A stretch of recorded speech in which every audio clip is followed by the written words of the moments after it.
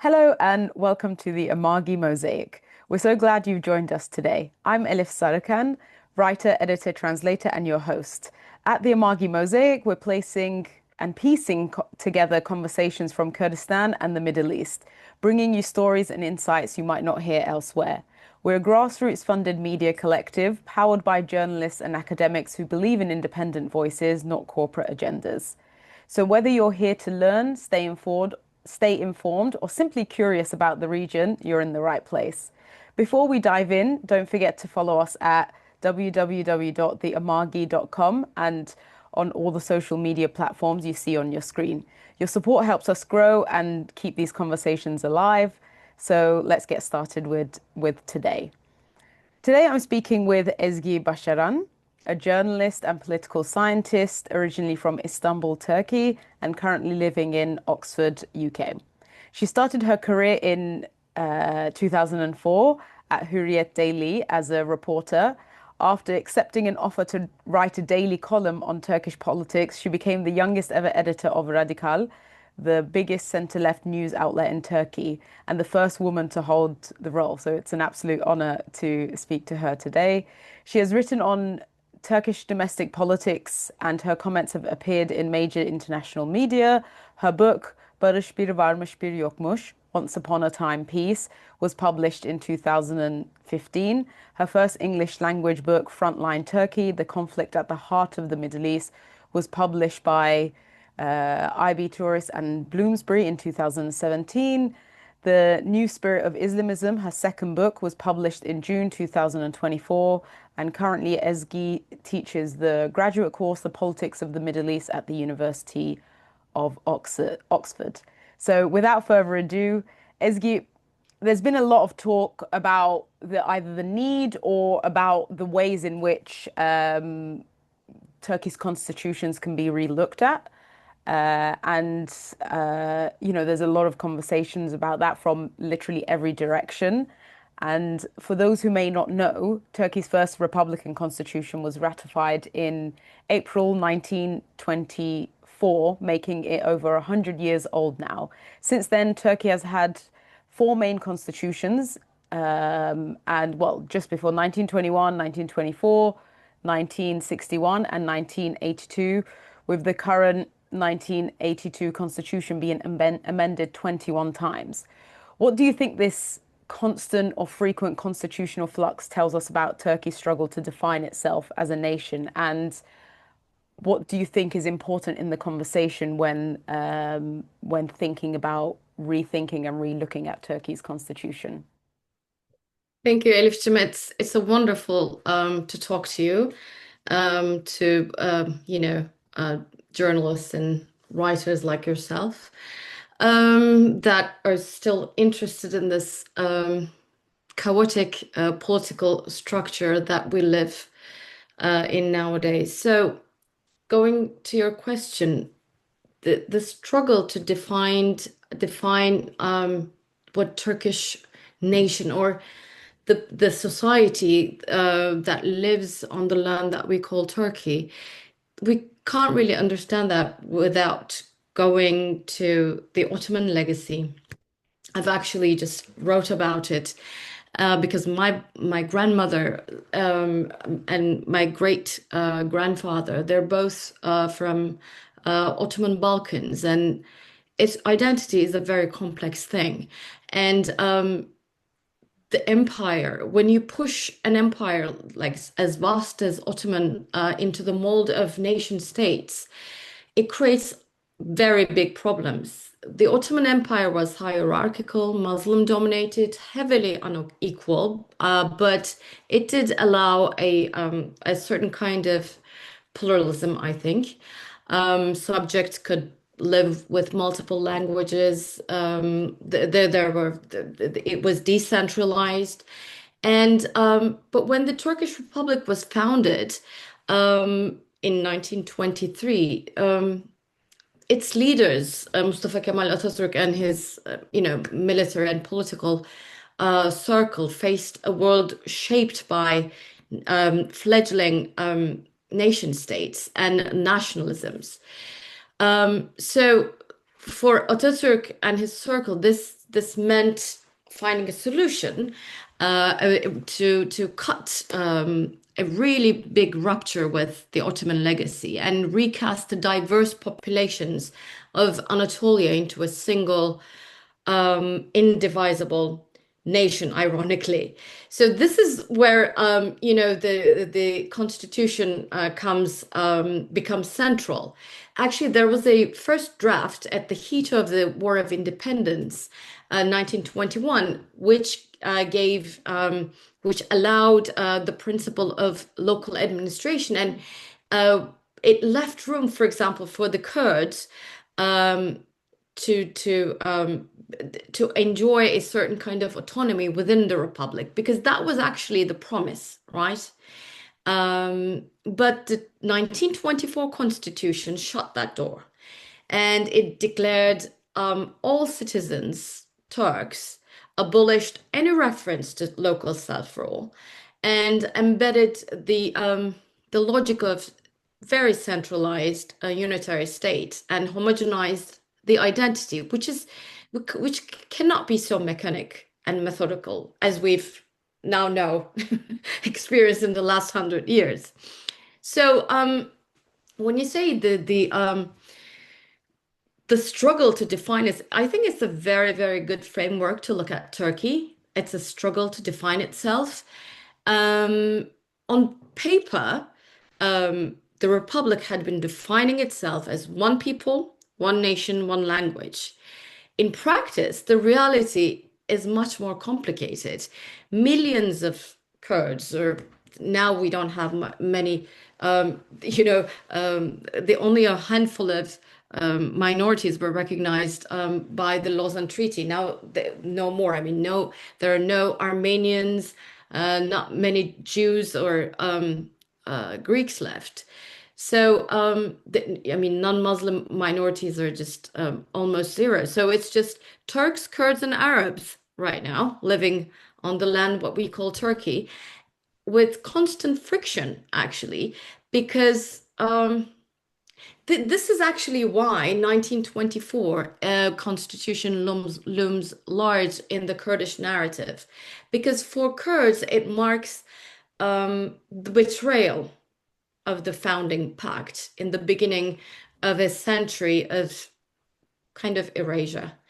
But for the Turkish state, it represents a foundational moment, and there's nothing much. I mean, that was what it has to be done according to them. So there's a mismatch, a gap between the understanding of the people and the state, I think. I think that's so important. And what, in a way, what stands out to me from what you've said is the irony of an indivisible nation. And I do think actually it is an irony because, in many ways, when we look at what's happening today, the biggest, I guess, from the Turkish nation state perspective, the biggest challenge to that, or biggest obstacle to that, has been the Kurdish question Yeah. in the last 100 years. And from the Kurdish perspective, by and large, the kind of endeavor, the indivisibility endeavor has been a century of denial, assimilation, violence, and so on. Yeah. So, from whatever perspective you look at it, this, so-called indivisible nation has certainly not been achieved in many ways. Like perhaps, as you said, in some mechanical ways, but in terms of, the spirit or the kind of social political element of it, perhaps Turkey is more polarized than it's ever been in its 100-year existence today. And perhaps when we look at some of the efforts today, that is one of the ways in which certain actors are trying to overcome that as well. And you've written extensively about Turkey's Kurdish conflict, or as some people call it, the Kurdish question within Turkey. And before we get into talking a little bit about perhaps what's been happening slightly more recently, looking Mm. back at the various attempts at, quote unquote, democratic inclusion from the 1937 insertion of Kemalist principles, including secularism into the constitution, to more recent developments. What do you see, and perhaps this is a bigger question than both you and I, but what do you see as the most significant missed opportunities for genuine democratization that could have prevented decades of bloodshed? Well, well, first, obviously, the moments of constitution writing are the biggest opportunities because it happens, you know, on the back of huge struggles, and you came to a point. Usually, those points came after, military coups. But for example, 1961 constitution was quite liberal compared to its predecessor. And Kurds began to organize politically and culturally. They were able to back then. Had the state, let's just think about it, had the state embraced that energy, it could have integrated Kurdish identity into a democratic fold. Instead, you know, 2 decades later, 1980 coup, it crushed um, all the leftist movements and the Kurdish, um, culture and identity and existence so badly that we haven't really recovered from that. None of us really. And I think when we say about the Kurdish conflict or the Kurdish question, we should not really think about it as an ethnic problem. I mean, there is obviously an ethnic component because there is an erasure of an identity and cultural rights. But it is a problem. It is a structural problem that starts from the foundation of this country. It's a problem of authoritarianism. It's a problem of um, liberal individual rights for all of us, really. So, so every constitution was a missed opportunity for Turkey, for democratic consolidation of Turkey. 1982 constitution enshrined what we call authoritarian nationalism, and with that, Kurdish identity obviously was criminalized, and that's when the PKK insurgency directly, grew out of it. But we have to realize that it is a circle. After the 1924 constitution, which shut the door on the local administration, but also the caliphate being overthrown, it was, there came the Sheikh Said insurgency, which built on and draw upon the grievances, the religious grievances, but also the Kurdish nationalistic grievances. So, and with the 1980 coup and then the 82 constitution, the PKK was born. That is actually what the PKK is trying to relay in its latest letter that actually at the end declares that it is disarming and disbanding. But let's go back. So the third window came around 19 and end of 1990s with the EU accession process. It was a golden opportunity, but only for reforms. There were several reforms made with the Kurdish broadcasting and some associations being legalized, but they were all, cosmetic, not really practical. And there's always this, when you say decentralization, local autonomy, those are, phobias, foundational phobias of dismemberment, division of the and end of Ottoman Empire, how we as an empire were betrayed. But the funny thing is, it was Turks and Kurds who founded this this modern Turkey, and how come Turkish identity should dominate, become consensus, is a question. And it is not a consensus. That is the problem. And the last, obviously, the missed opportunity was recent. A decade ago, it was we were so close. So I thought, and it was the closest Turkey has ever come to a political state settlement. Um, Öcalan and the state were in dialogue, like they were right now. Kurdish parties just were on the rise. I mean, HDP and Selahattin Demirtas talking more about the real problems of Turkey more than any other party, which really then made the so-called Kurdish party a very strong component, a kingmaker in the Kurdish, I mean, the Turkish parliamentary politics. That is one, the one and only leader, Tayyip Erdogan, decided that it is not serving his own personal power or his regime. So, on a whim, he decided that he's not pursuing this no more. So, um, there were obviously very wrong decisions on the PKK's part during that process, but a bloodshed at the end ensued in with PKK's youth wing and an urban warfare, which scarred both. I mean, for everyone in Turkey.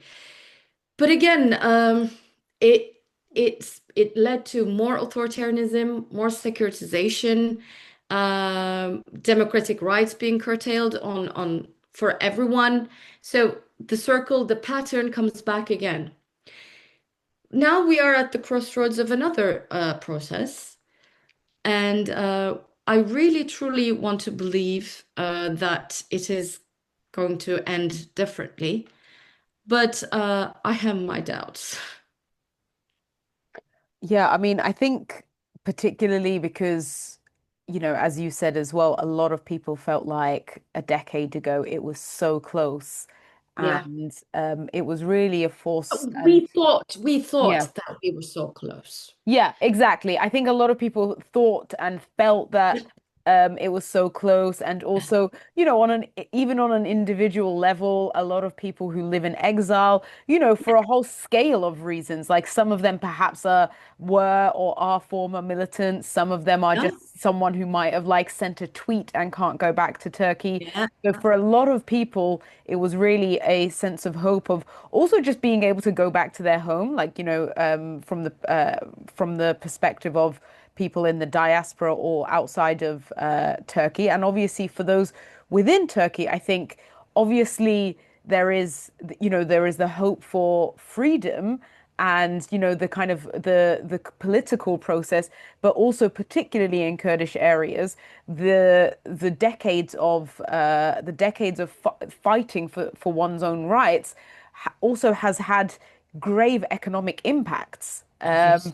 And in a very like what seemingly, if you look at it from a political economy perspective, a very intentional, underdevelopment of these regions. So for a lot of people, quite literally means a transformation of their own lives and how they can live, not just their ability to say that they're Kurdish. Although, of course, for a lot of people, that's important too. And, I think perhaps another time we can speak a little bit more about, some of the ways in which, or some of the debates were a decade ago around the kind of falling apart of that process. Because there was Mm, a lot of talk around, is there a deep state in Turkey? Was that involved? How much is Erdogan really the one and only decision mm, maker? How much is this Can this be just his individual will? And I think these aren't just indulgent conversations, right? I think they would be important conversations in a way that they would have, impacts on the process today and how it's discussed. And, I think therefore, what I wanted to ask you as well, which I think is connected, is this, new, what I suppose cannot yet fully be called a process, but let's call it a process for the sake of this conversation. And the biggest difference and the main difference from a decade ago is seemingly the involvement of Devlet Bahçeli. And Yeah. and therefore also, the kind of announcements he's made, which I think has really surprised and has been very unexpected for so many people. One who know, the politics of Devlet Bahçeli, know his kind of like, his like performance of like the way he speaks and how that has shifted. So yeah, I guess what I wanted to ask you is what is the main difference? Is the seeming buy-in from Devlet Bahçeli, you know, is that a source of, or should it be a source of hope? And also, you know, as you've previously pointed out as well, particularly about Syria and other places where the Kurds are organizing or are organized, security guarantees must come first. So, but also for Turkey, a standing Kurdish army seems to be, and they continue to say that it's a red line. So, how do you assess, I guess, at this stage with all of these factors like this so-called process today? And do you think that a lot of people also saying there hasn't been enough reciprocity from the Turkish state? Do you see it as that? And what can you say about this process that kind of like came on the international stage with a bang but has seemed to have slowed down a bit now? Yeah. So, first of all, on your comment about the is there a deep state? You know, I my second book is about this how this process has collapsed, and it ended in 2015, the latest one, and there is a failed coup attempt in 2016. So it's kind of like in a year and a half later. And the mastermind of the coup attempt was a religious organization called Fethullah Gülen Movement. Now it's called a terrorist organization. And with that, during this period, the Kurdish conflict, the peace process, they really acted as a disruptor, a spoiler. So I'm always skeptical about the deep state, framework of explaining things and the big picture kind of things, which I will do in a minute about the regional, the Syrian, addition to the latest one. But it is important to see that during 2013 and 15, the intelligence service and police service and the Turkish military, which all of the three parts and parcels of the Turkish state that were involved in this peace process, was tainted by another, a group that is Fethullah Gülen movement. So I am saying that Erdogan, if he had wanted to pursue this for whatever reason he could have had, because he was that kind of a political animal. But we should also cut him some slack that there were a lot of spoilers within the state during that time. But now, I think, Turkish state is a very strong state, and I'm not saying it as a compliment. It's a very able state with undemocratic, practices, which means that it can suppress and, have very authoritarian tendencies. What is different here is the Turkish security apparatus, the intelligence and the military. And Abdullah Öcalan, their reading of the Middle East after the October 7th is converged. So, hence the involvement of Devlet Bahçeli. For over a decade, I have argued that the rise of the PYD, YPG, and the establishment of Rojava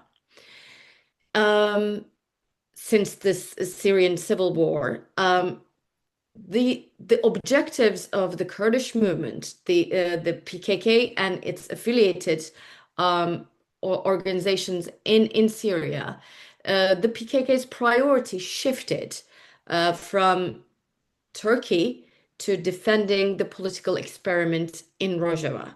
This is a very important point to realize. It is a matter within the Kurdish movement. It is an understanding within a new understanding and framework of looking at politics, of doing politics for the Kurdish movement. And so that convergence with the PKK and the PYD, YPG collided head on in 2015, 2013 with Ankara's red lines. And that is one of the reasons that that process collapsed.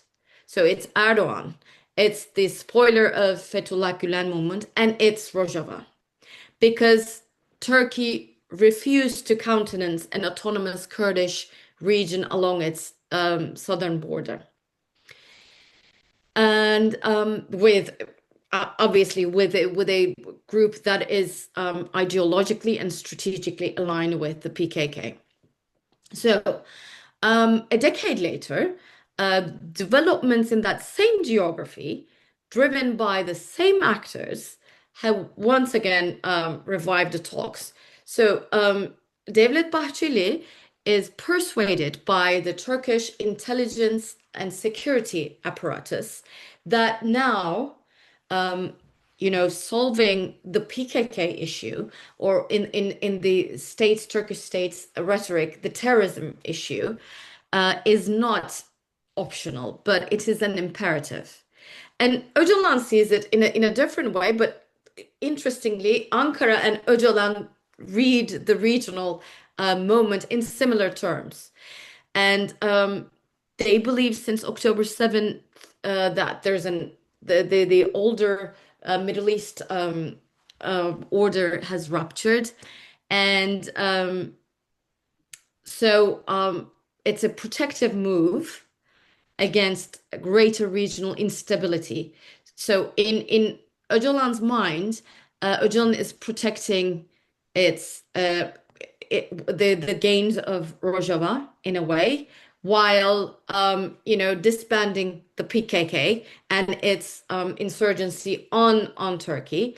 And for Turkey, it is a protective, tactical move to impede Israel's advancement and expansion. So Ankara's core motivation is to gain leverage over Syrian Kurds by reactivating Öcalan's influence. But obviously, Devlet Bahçeli being involved should give leeway to Erdogan to move ahead with this because he represents. Well, does he? He does represent a critical segment of the state, the nationalist core, the indivisibility of the nation, like we said. So this is a regional. The regional component is very crucial in this latest process when we compare it to the 2013 and 15 one, even though the 2015 collapse had a component of Rojava being a Kurdish autonomous region. So within this frame, Kurdish movement is being nudged towards alignment with Turkey rather than with outside actors, namely Israel. Um, and if you track, it's very interesting. If you track the wording of Devlet Bahçeli since October 2014 and read Öcalan and the PKK's letters, you would see one phrase recurring and common. It's a Turkish-Kurdish alliance. And that should bring us, that should tie, circle back to the 2009, 1921-24 constitution that we have founded this modern place. Let's do it again. Is the remind? I mean, the motivations are different.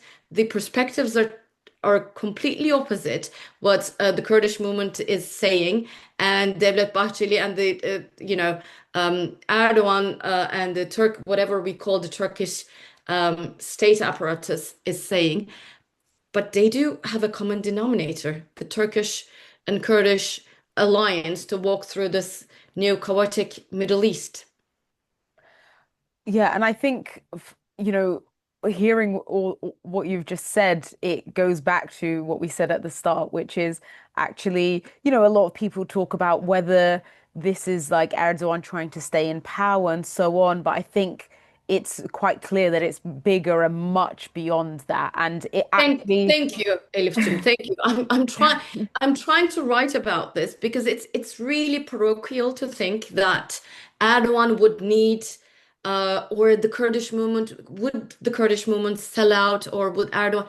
He is in its most authoritarian element. He's crushing the founding party of modern Turkey, the CHP. He doesn't need that if he wants to stay in power. He doesn't need this. He has gone beyond this. Do you know what I mean? I mean, this is just a part and parcel of the security of Turkey and his reign, but it doesn't really translate into, you know, calculus of voting Kurdish votes, the parliament. Obviously, I mean, when the day comes, if that day comes ever, that Turkey will have another real free and fair elections, it may turn out, but it's very unpredictable, and he knows too well that you you can't really trust the process of voting, and it's just very unpredictable. It's not that. It's a bigger issue here. And I think particularly with the actors that are involved, and as you've said as well, looking at the region, that's looking at the rest of the region. I guess in a way, if you only look at Turkey, which is a bit I mean, I guess in the m most well-meaning sense, naive to do, because Turkey is obviously so connected with, the international order, and also the regional, then you could reasonably say that this is about Erdogan winning the next election. But of course, if you look even slightly beyond Turkey's borders, it's quite clear that there's a lot that's going on, and perhaps, as we said at the beginning, this is about Turkey trying to define itself finally in a way that is stable and in a way that can take on the next phase or next period of the Middle East. The problem is, I mean, it's really hard to like if so this is a bit paradoxical because if if we argue that Kurdish issue is a, structural issue rather than an ethnic cultural issue, more about democratic consolidation, then how come are we talking about resolving this question at a time of heightened authoritarianism and a personal oligarchic rule in Turkey? What we can say is, I mean, what I like about the Kurdish movement is just they are so, I mean, the politics of the Kurdish movement in Turkey is so astute and sophisticated and resilient and pragmatic. I think everyone realizes and does not expect a democratic leap from this process. And it is, we all know that Erdogan is a very transactional, like Donald Trump and other tricksters around the world, that this is a transactional process. Everyone will get whatever it can. And this is fair play. I mean, this is political bargaining, and this is fair play. And you know, you can't really um, you know, accuse Kurdish movement to sit across the table with an undemocratic. Of course, you sit across. I mean, you do not resolve every problem with democratic leaders. Actually, many conflict resolutions start with two, you know, sides, one democratic, one undemocratic, or both like authoritarians, just trying to solve the problem for their sake or for their power. But then it turns in years or decades later, it's a good starting point. You know what I mean? It's even though it's a transactional point, we have all the reason to support um, this process, whatever it is, to move forward. That is my understanding.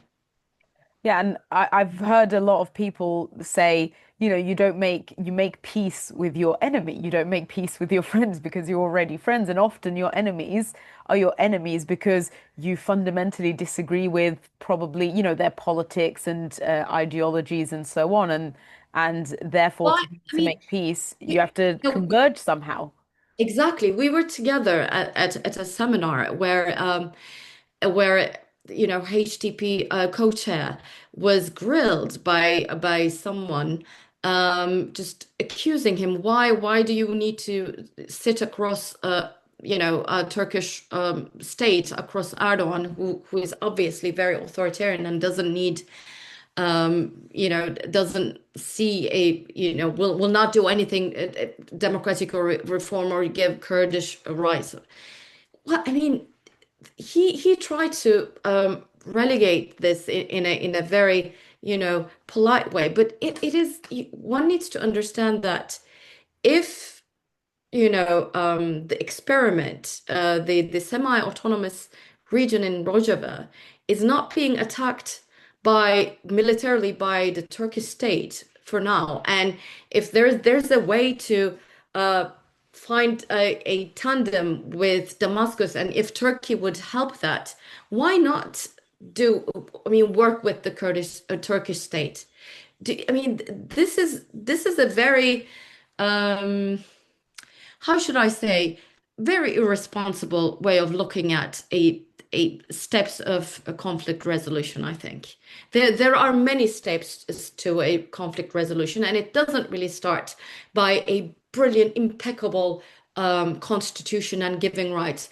But you also write that there is a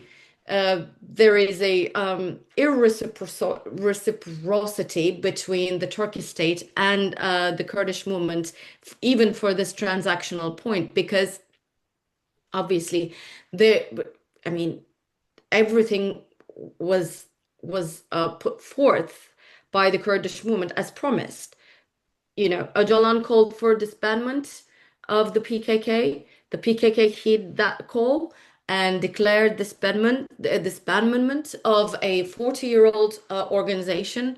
They even, symbolically burned their weapons, put them in a fire, in a cauldron of fire, which really meant that they're not gonna be resurrected because they're not buried. So there was and also a symbolic touch there. But we haven't seen anything about what will happen to Kurdish militants and for the people in diaspora, what will happen to the PKK leadership, and what is happening with SDF. It's in a limbo, in a very I think volatile. It is in a very volatile period, and we just need to pray for it, to be honest, because um, every time Ahmed al-Shara, the president of Syria in Damascus, and Muslim Abdi, the leader of the SDF and the administration, um, gets, I mean, not getting along well in terms of how to pursue the March 10th agreement, how to integrate the administration and the military of the SDF. It is a it puts in a wedge between the Turkish state and the PKK process. So it's a very volatile period, but it was expected. I mean, it's just Syria is going through a very, very rough transitional period after a decade of civil war, which is expected. You know, there's no military in a regular military army in Damascus. And which army then the Kurds would integrate and trust after what happened in Suwaida to Druzus and after what happened to Alawites? So it's just impossible to ask, but there needs to be a middle ground. And I think Ibrahim Kalin and Hakan Fidan are just shuttling between Damascus to European countries and I think they're directly now talking to SDF and the US envoy, Tom Barrack. Every week we have a different picture. Yeah, I mean, as you said, the timing of this, peace initiative or attempt seems closely linked with Assad's fall in Syria and the ch changing regional landscape. I think more prominently in many ways, I suppose, or equally as prominently for the Turkish state and seemingly Öcalan and the PKK. Obviously, the ongoing realities in Gaza especially. And again, you've also said previously and in this conversation how the SDF's talk with Damascus are unraveling, I suppose in a way the unrealistic expectation of completely folding into a Syrian army that actually just simply doesn't exist. And I think it seems that so much of this is connected, which is interesting. Is interesting because particularly Öcalan has said this publicly for many years, just how the region is interconnected, and it's known Hmm. that in 1993, when Öcalan made the first or attempted to make the first call of its sort, which was actually the readiness to disband PKK, even in 1993. So Yeah. over 30 years ago, it was again reading the region at the time. It was reading the process between the PLO and Israel at the time and other developments in the region. And today we're at a place where, you've also mentioned that, Israel's recent strike on Hamas officials in Doha has, as you said, unsettled Turkey as much as Qatar, and that confrontation with Israel can no longer be treated as a distant risk by Turkey. And with the Syrian situation in flux and Turkey's complex relationship with both, obviously, Syrian Kurds and Israel, and complex with Israel because obviously there's all the kind of public narrative, but then there's like quite a strong trade relation still till this day. How might a successful democratic transformation in Turkey reshape these dynamics, do you think? Or do you think that is connected? And I suppose what are the risks if this peace process fails once again, particularly for Kurds, but also actually for all peoples within Turkey and within Syria? This cannot fail. It will be a disaster. I mean, what I thought, and I think that was part of the rationale by some of the, um, I really would like to refrain calling them, wise guys around Erdogan because I'm sure there aren't any. It's a there it doesn't exist. But I think it's a relative term that, some, you know, people who can think in calm manner thought that this process could give three honorable exits, which was the whole point of this transactional process, and really explained why it is happening during at the height of of of authoritarianism in Turkey. It was that, as in Öcalan's letter, there was this, the thing that if I think it was time, and the PKK disbands. Otherwise, look at what's happening to Hamas, to Hezbollah, and there's a change. And like you said, since 1993, Öcalan thought that armed struggle has reached it. It's not producing the imagination, the political imagination that it um, it produced when it started. So it was an honorable exit for the PKK because, in Öcalan's words, it was not defeated, but with his own will disband. So it was an honorable exit for the PKK, and for the Turkish state, it would be an honorable exit to deal with the SDF, not with animosity, but as a partner.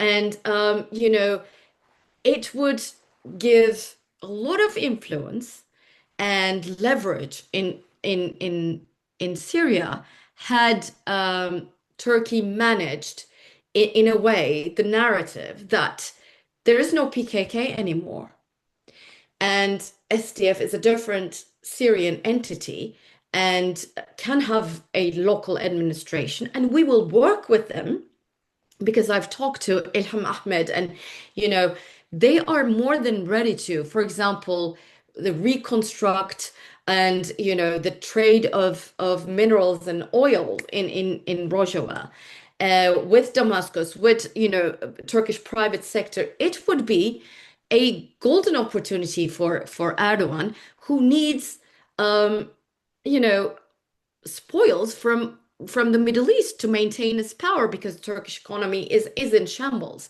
So it was a very, very reasonable, clever move to do this, and that was why Devlet Bahçeli was persuaded. But now pushing SDF to integrate all the military power is problematic. But one needs to understand that the Kurdish,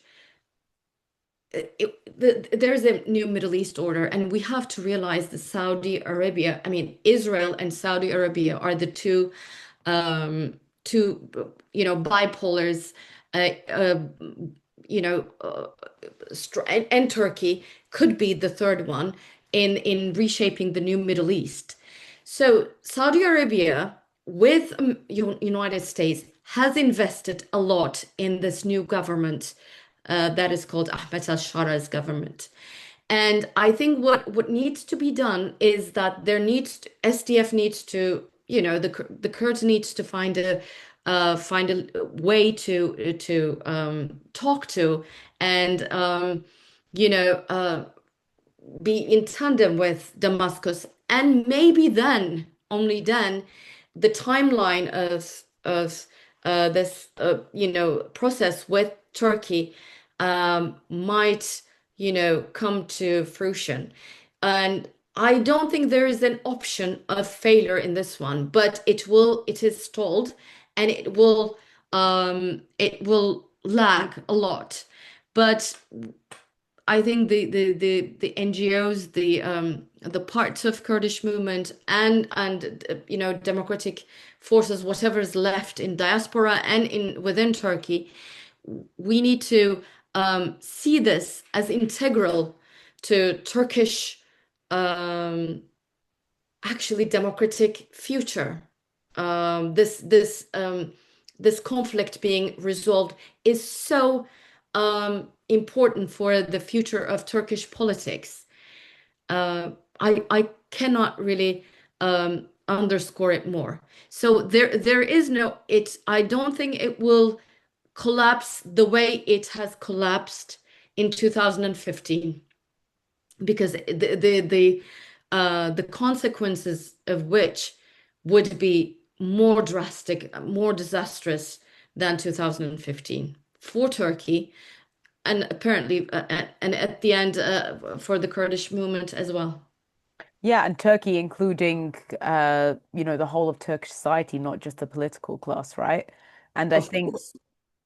and and I think, there's a lot of narratives around why, potatoes cost so much and bread costs so much. But I think, still for some reason in Turkey, there isn't this direct connection made between, actually for half a century, Turkey has been living as a war economy, and that war ending, it could improve the lives of tens of millions of people, perhaps not overnight, but also perhaps not, perhaps also relatively fast, actually. And I think possibly quicker than the end to other conflicts as well.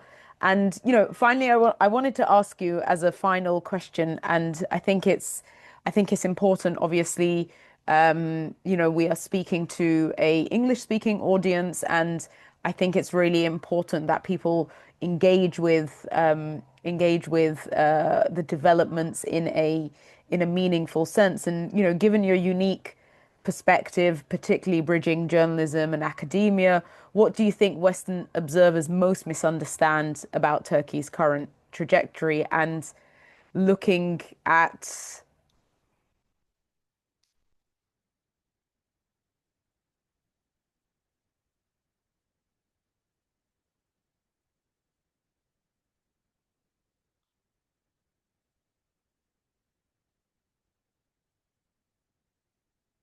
Oh, Hello, Elif. I'm Huh? back. I'm back. What Sorry, I happened? don't know. My internet just, I lost my, Okay. Okay. am I back? Can you hear me? Yeah, yeah, yeah, I can hear you. Okay. I'm just gonna ask that question again. My internet cut out for some reason. Um, So, yeah, given your unique perspective bridging journalism and academia, what do you think Western observers most misunderstand about Turkey's current trajectory? And looking ahead, what should we be watching for as indicators of whether this peace process and Turkey's broader democratic future, as you've referred to as well, might actually succeed this time? And perhaps what can people do to support the process as well? I mean, we we have to realize that we are at a very chaotic period. We are in an age of disorder, and it's not about Middle East only. It's the what we called international rule-based order, or the liberal order, headed by the hegemonic power, the United States, is crumbling, and everywhere around the world is some authoritarian doing really outrageous things that we thought was impossible a few years ago. So it's an age of impunity, where, likes of Putin, Netanyahu, Erdogan, Orban, um, you know, do things that really scar societies. But it will go worse, but there will come a time that I think we will wake up, and there will be a complete, not a complete, upending of the boat, or rocking, but we will rock the boat. What is really important for the Kurds and Turks, or people of Turkey, to understand that we are left on our own devices.